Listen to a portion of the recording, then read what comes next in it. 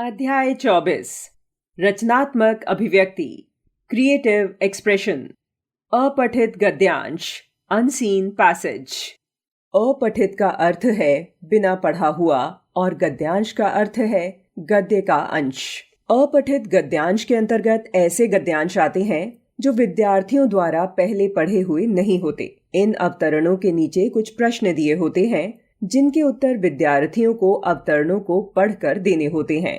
बार बार अभ्यास करने से विद्यार्थी अपठित अवतरण को समझने और उस पर आधारित प्रश्नों के उत्तर देने में पारंगत हो जाते हैं। अपठित गद्यांश पर लघु उत्तरीय, अति लघु उत्तरीय और बहुविकल्पीय प्रश्न पूछे जा सकते हैं। अपठित गद्यांश पर आधारित प्रश्नों के उत्तर देने से पूर्व छात्रों को निम्नलिखित बातों का ध्यान रखना चाहिए। अपठित अंश को कम से कम 2 बार पढ़कर उसके मूल भाव को समझना चाहिए। दिए गए प्रश्नों के उत्तर अवतरण में ही कहीं छिपे होते हैं, अतः उन्हें अवतरण में ही खोजना चाहिए। उत्तर को खोज लेने के बाद उन्हें अपने शब्दों में लिखना चाहिए। अगर अपठित अवतरण का शीर्षक लिखना हो तो यह देखना चाहिए कि लेखक या कवि ने किस बात को आधार बनाकर रचना की है, वही उस अवतरण का शीर्षक होगा। अपठित गद्यांश का उदाहरण। गद्यांश।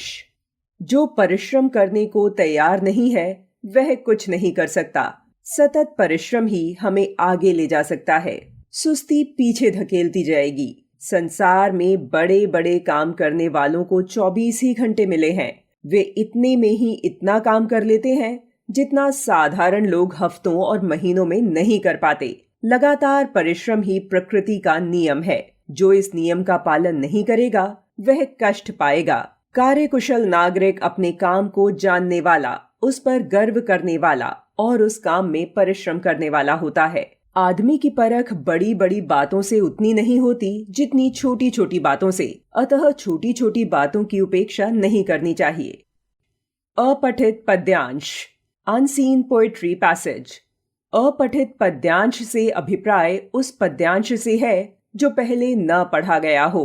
अपठित पद्यांश बोध के अभ्यास द्वारा विद्यार्थियों में कविता को समझने और भाव ग्रहण करने की योग्यता का विकास होता है।